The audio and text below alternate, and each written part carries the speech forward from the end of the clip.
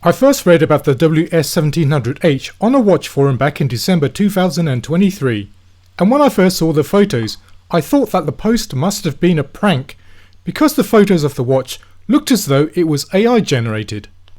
Of course, it did turn out to be a genuine new release as it came out in Japan and North America in January 2024.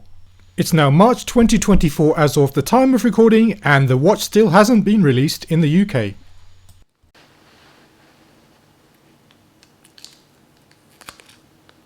This is because the first batch of the WS1700H that has so far been released has been found inadvertently to include a flaw. So Casio has halted production in order to fix the problem, but it's not expected to start up again until the summer of this year. And yet despite the flaw, I still chose to buy one of the first batches of the Casio WS1700H.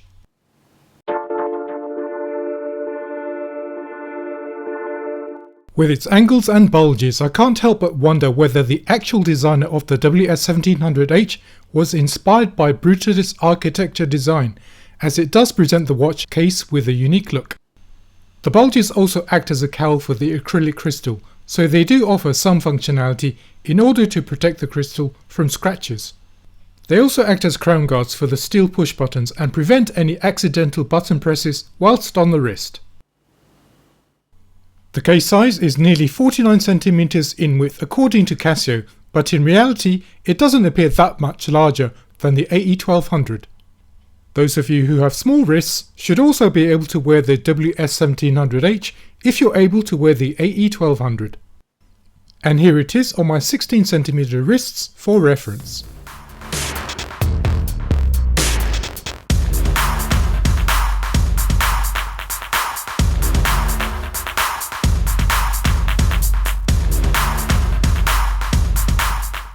Some of the watches from the first batch did make it over to Europe, but the original order which I made from a French store wasn't fulfilled, which is how I got to find out about the quality issue.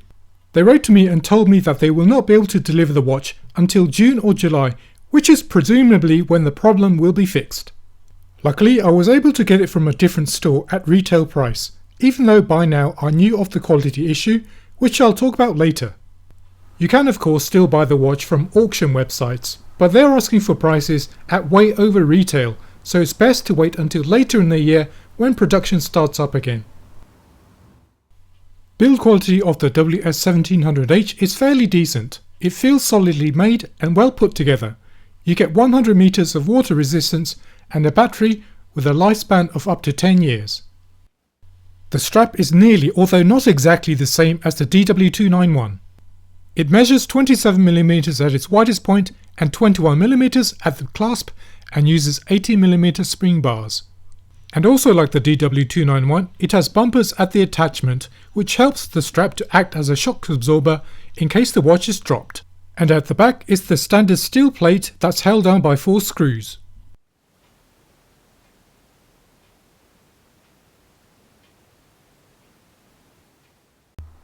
The most interesting feature of the WS1700H, visually speaking, is the dial design. The LCD display is divided into 4 separate panels, which Casio claims evokes the look of mechanical gears according to their marketing. I'm inclined to agree, and I can also see influences from steampunk machine design aesthetic. But whatever their influence is for the dial design, I do appreciate the splashes of colour that they've given to the panels. And talking of colours, the other colourways available are a khaki version and a grey version. On the dial itself, the main panel is used for displaying the time and also for timer functions. The top right window shows the time in an analogue format. This window shows a moon phase graph, and the top right panel is a tide graph. The design of the tide graph on the new watch marks an interesting design change from previous tide graph displays.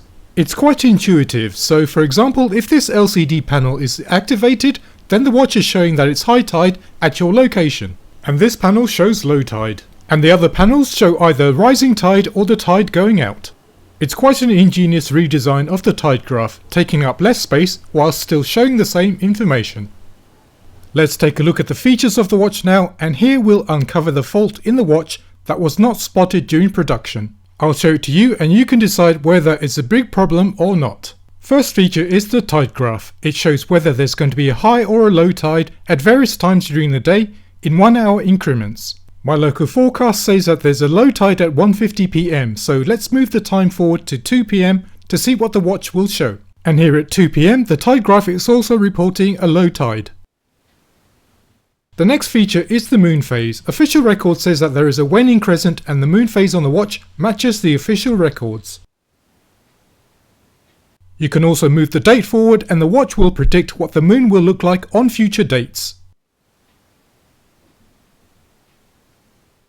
The chronograph now, and the watch has a measuring capacity of up to 24 hours and also has split time to record first and second place.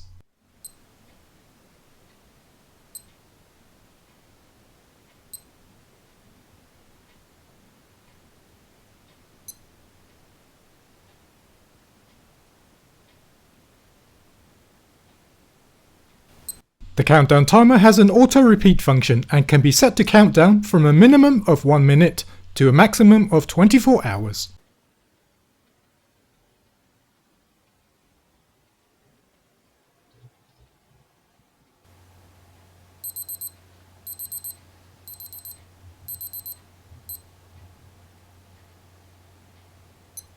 For the alarm, the watch has 3 independent alarms built in, one of which has a snooze function.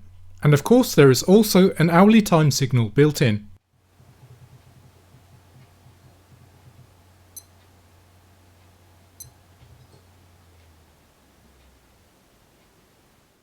The final feature is the dual time function.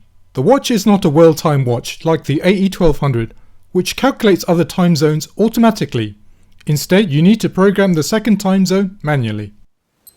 And herein lies the production error in the watch, because you can't set it to show whether it's AM or PM in the second time zone. Once it scrolls past 12 o'clock, it goes back to 1 o'clock, but you can't tell whether it's in the morning or the afternoon.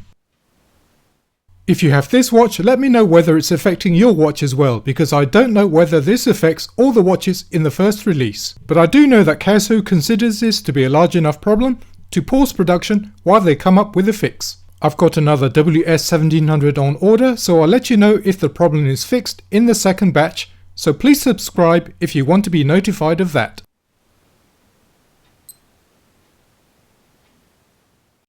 Backlight now, and that's provided by 2 amber coloured LEDs at the bottom of the screen. These can be set to stay on for 1 second or for 3 seconds. Let's unlock the LCD diagnostic screen now, and this can be activated by holding down the 2 buttons on the left side and the bottom right button at the same time. And this should activate all the sections on the LCD panel. Press the bottom right button to scroll through the test. 3768 represents the firmware that the watch is using. And press the bottom right button once more to exit.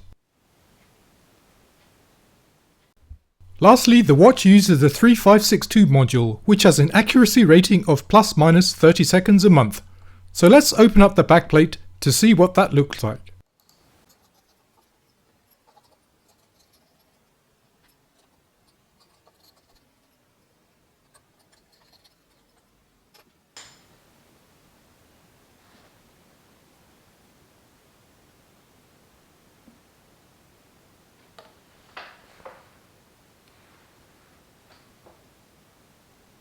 And here we can see that the coloured panels are bits of coloured film stuck onto the display.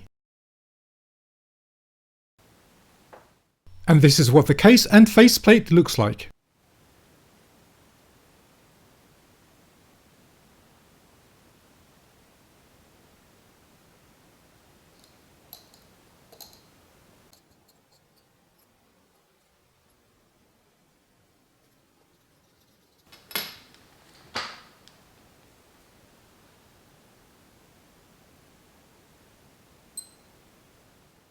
Thanks for watching, folks. I hope that you enjoyed this run through of the Casio WS1700H, and I'll catch you next time.